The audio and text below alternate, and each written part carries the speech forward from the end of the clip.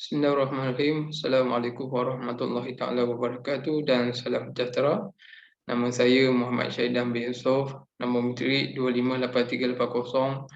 Hari ini saya ingin membentangkan satu subjek yang dinamakan Ekonomi dan Pembangunan Kod GMJF 2014. Tajuk yang saya pilih adalah Model Adam Smith.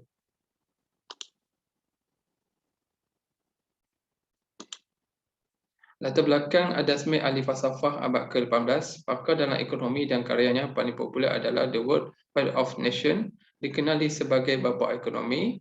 Konsep terawal iaitu Invisible Hands Theory. Hujahnya konsep ini bahawa individu yang menjaga diri mereka sendiri bukan kerajaan, akhirnya melakukan kerja yang lebih baik untuk memutuskan apa yang harus dihasilkan oleh orang awam ramai. Menyifatkan invisible hands yang membimbing pasaran lebih baik daripada cycle hand, pegawai kerajaan yang berkhidmat sebagai perancang pusat. Okey, untuk elemen teori pembangunan Adam Smith terbagi pada dua. Yang pertama, pembagian kerja. Untuk teori pembahagian kerja, peningkatan dalam ketakasan penjabatan masa dan penciptaan mesin dan peralatan yang baik.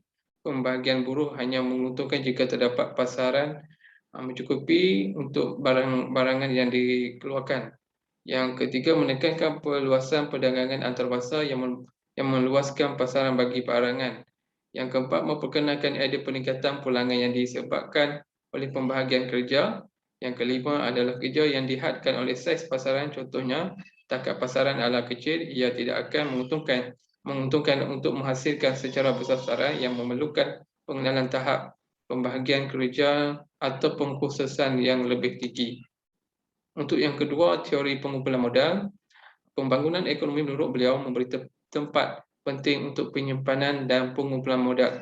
Halangan terbesar untuk pembangunan ekonomi ialah kekurangan modal dan terperangkap dalam lingkaran kemiskinan yang rendah.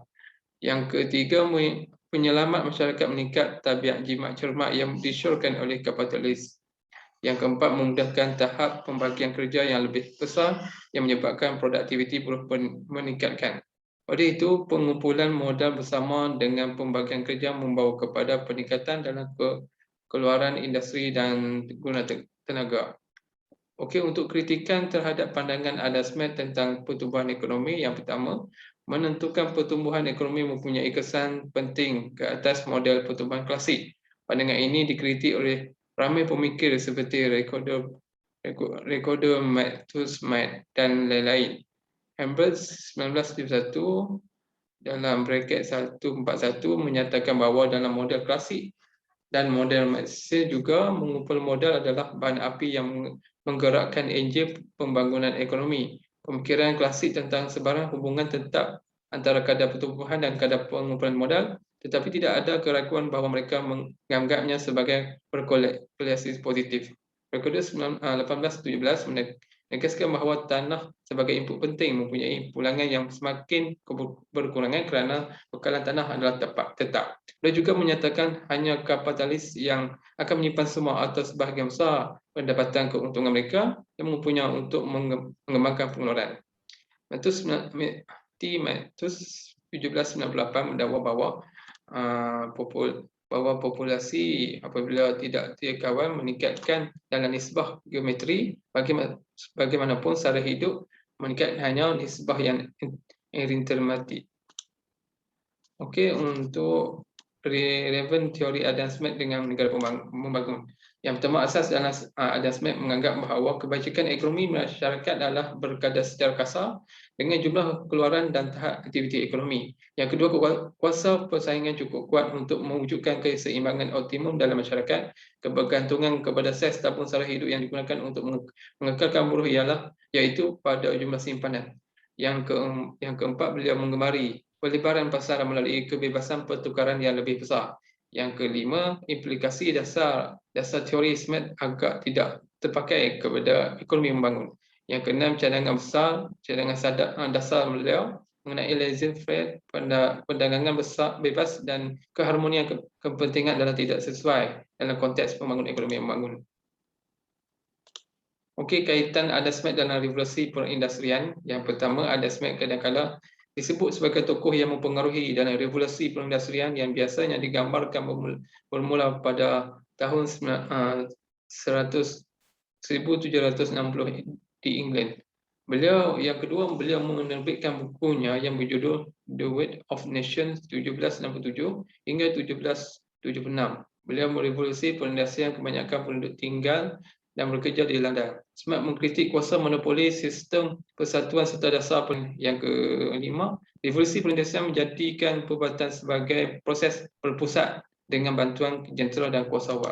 Sumbangan teori Adam Smith dalam pembangunan ekonomi yang pertama, teori sentimen moral tahun 1799, 1759 menerbitkan teori sentimen moral yang berdasarkan kuliah dan ia menarik ramai pelajar dari dalam dan luar negara.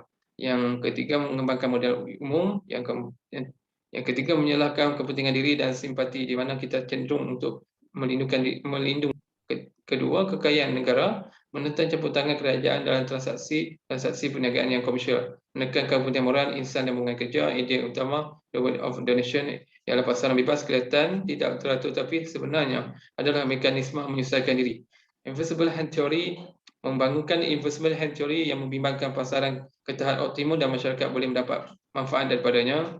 Hukuman sering dalam hujahan memagi hambaran utama Adam Smith pengalaman dan pakar dengan operasi yang lebih pakar mengenai bidang tersebut. Jimat masa dan wang menyediakan pendidikan kepada pekerja supaya pengalaman dan pengetahuan yang lebih baik. Kepentingan kerohanian dan teori kerajaan terhad. Yang pertama, sumbangan Adam Smith kepada ekonomi ialah teori harmony of interest dengan kerajaan dan ajak apa jua mengelola pasaran. Yang ketiga, beliau bersetuju dengan tindakan kerajaan di beberapa kawasan. Kesimpulannya, menurut Smith, menentukan ekonomi, asas pertumbuhan ialah kadar pembentuk modal. Perubahan institusi dapat membebaskan perdagangan antarabangsa, peraturan persaingan dan keselamatan nyawa dan harta benda. Yang ketiga, pemerhatian dapat disimpulkan bahawa teori pertumbuhan ekonomi modal masih mendapat manfaat daripada kebanyakan pandangan dan Adam Smith mengenai pertumbuhan ekonomi seperti pembagian kerja, pendidikan modal insan, pembelajaran dengan melakukan peningkatan pulangan mengikut skala perubahan teknologi dan sebagainya. Itu saja daripada saya. Sekian, terima kasih.